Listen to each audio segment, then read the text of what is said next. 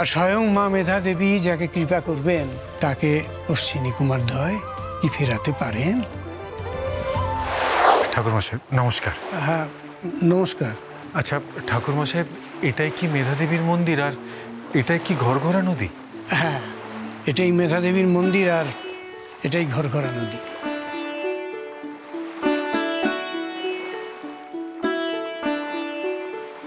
And ওটা ওটা কি?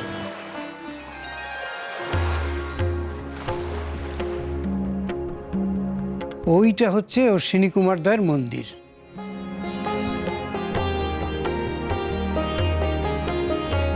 অশ্বিনী কুমার দ্বয় উনি কে ছিলেন? হিন্দু পৌরাণিক কাহিনী অনুযায়ী অশ্বিনী কুমার দ্বয় ছিলেন স্বর্গের চিকিৎসক এবং সূর্যদেব আর সংজ্ঞা দেবীর পুত্র।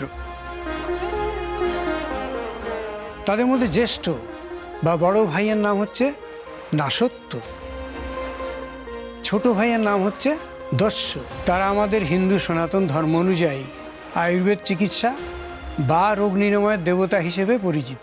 লোককথায় আছে তারা মর্তে এসেছিলেন ঠিক এইখানেই মানুষের রোগ নিরাময় করতে। কথিত আছে যে তারা অন্ধ মানুষকে দৃষ্টি দান করতে পারতেন এবং জরাজীর্ণ বৃদ্ধদের রোগ নিরাময় করে পুনর্জীবিত করতে পারতেন। ও তাই বুঝি। তা এই মেধা দেবীর মন্দির, তারপরে ওনাদের মন্দির এই জায়গায় প্রতিষ্ঠা কে করেছিলেন? যেমন মা সরস্বতীর আশীর্বাদ না থাকলে মেডিকেল এন্ট্রান্স পাস করে ভালো ডাক্তার হওয়া যায় না, ঠিক তেমনি মেধা দেবীর আশীর্বাদ না থাকলে অশ্বিনী কুমার দ্বয় এত ভালো চিকিৎসক হতে পারতেন না। তাই ওনাদের আরাধ্যা ছিলেন মা মেধা দেবী। তাই এনারা যখন মর্তে থাকতেন তখন তাদের আরাধ্যা দেবীকে স্মরণ করার জন্যে এই মেধা দেবীর মন্দির স্থাপন করেছিলেন। আর ওনারা দুজন যখন স্বর্গে ফিরে যান তখন তাদের কীর্তি অমর করে রাখার জন্য স্থানীয় মানুষেরা তাদের মন্দির স্থাপন করে দিয়েছিলেন এই খাঁড়ির ওপারে।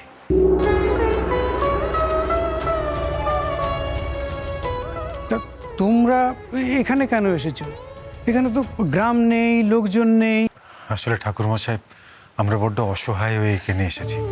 আমরা শুনেছি যে এখানে কেউ যদি অশ্বিনী কুমার দ্বয়ের ব্রত ঠিকভাবে সম্পন্ন করতে পারে তাহলে নাকি অশ্বিনী কুমার দ্বয় খুশি হয়ে মানুষকে তাদের স্মৃতি ফিরিয়ে দেন। হ্যাঁ ঠাকুরমশাই, আসলে আমার 5 মাসের স্মৃতি চলে গেছে আর এই স্মৃতি ফিরে আসাটা আমার জন্য খুব জরুরি। আসলে ডাক্তার বলেছেন ডাক্তারি উপায় আমার স্মৃতি কবে ফিরবে তার কোনো ঠিক নেই। তাই এখন এই ব্রত করাটাই আমার কাছে একমাত্র উপায়। কিন্তু এই ব্রত কিভাবে সেটা করতে হয় আমি তো কিছুই জানি না। আপনি যদি কাইন্ডলি আমাকে একটু হেল্প করেন তাহলে আমাদের খুব উপকার হয়, প্লিজ। হ্যাঁ, তবে লোক মুখে আমি শুনেছি বটে, আর বাপ ঠাকুরদার মুখেও এই ব্রত কথা আমি শুনেছি, কিন্তু ওতে কি কোনো কাজ হয়? আমি তো কাউকে কোনো উপকার পেতে দেখিনি। সে ঠিক আছে, আপনি যেটুকু জানেন সেটুকুই যদি আমাদের একটু বলেন।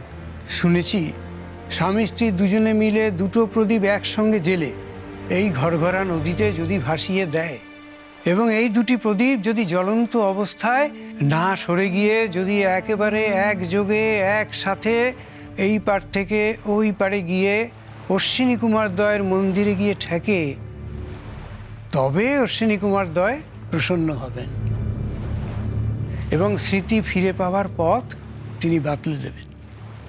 ওনারা হচ্ছেন স্বর্গের বৈদ্য, মানুষের মস্তিষ্কের কারসাজি তাদের খুব জানা। প্রদীপ ভেসে যাবে ওই পারে? হ্যাঁ, কিন্তু জ্বলন্ত দুটো প্রদীপ এই জলের স্রোতে অত দূরে ভেসে যাবে কি করে একসঙ্গে?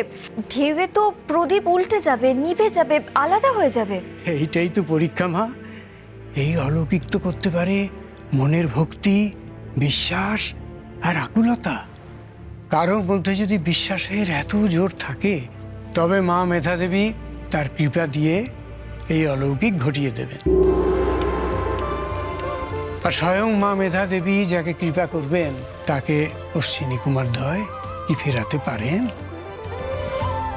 তবে হ্যাঁ মা, সবই লোককথা। আমি কেন, আমার চেয়ে অনেক বৃদ্ধ মানুষও এরকম ঘটনা কিন্তু ঘটতে দেখেনি। আর এই কলিকালে মানুষের মনে এত ভক্তি কোথায় যে এমন অলৌকিক হবে? আমার তো মনে হয় বৃথাই তোমরা এখানে এলে। এসব তো লোক কথা, পুঁথির কথা। এসব সত্যি সত্যি হয় নাকি?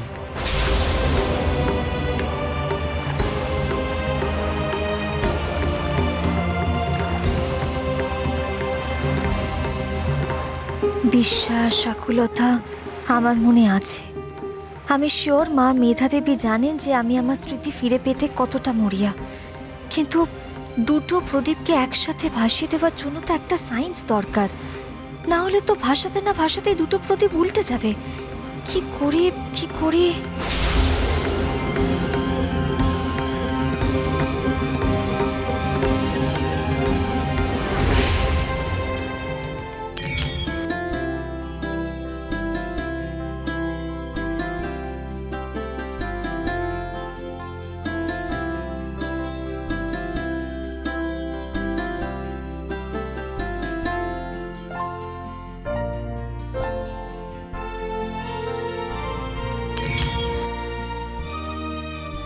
তোমার বর কি সুন্দর গো। দেখো না, গায়ের মেয়ে বলতে তো চোখই সচ্ছে নেই। হ্যাঁ, এরকম সোনার গৌর বরকে আঁচলে বেঁধে রাখবে, কিন্তু হাতছাড়া করো না যেন। আইডিয়া পেয়ে গেছি পথ।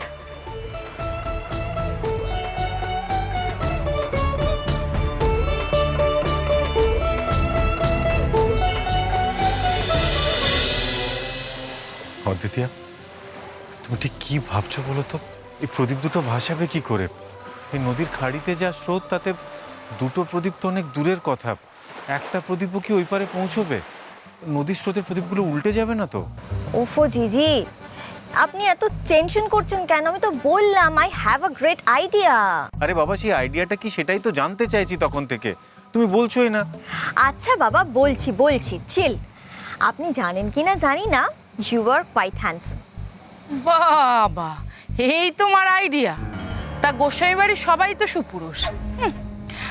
সে ধুয়ে কি তুমি ব্রত করবে নাকি? উফ, আমি কি সে কথা বললাম? আপনি না কিছু না শুনে আগে থেকে বড্ড ফুট কাটেন। আরে বাবা, ঘটনাটা কি সেটা বলো না। আচ্ছা বাবা, বলছি।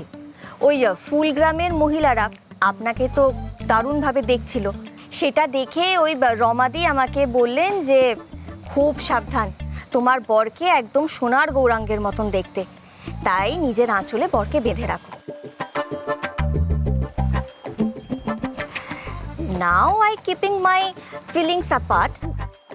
যদি আমি এই আঁচলে বাঁধার বিষয়টাকে নিই, আর এই প্রদীপটাকে যদি আমি একটা বর প্রদীপ বলে ধরে নিই, আর এই প্রদীপটাকে যদি একটা আমি বউ প্রদীপ বলে ধরে নিই, আর এই দুটো প্রদীপকে যদি আমি আমার আঁচলের সাথে বেঁধে দিই, তাহলে নিশ্চয়ই এই জলের স্রোতে বর প্রদীপ আর বউ প্রদীপ আলাদা হতে পারবে না, তাই না?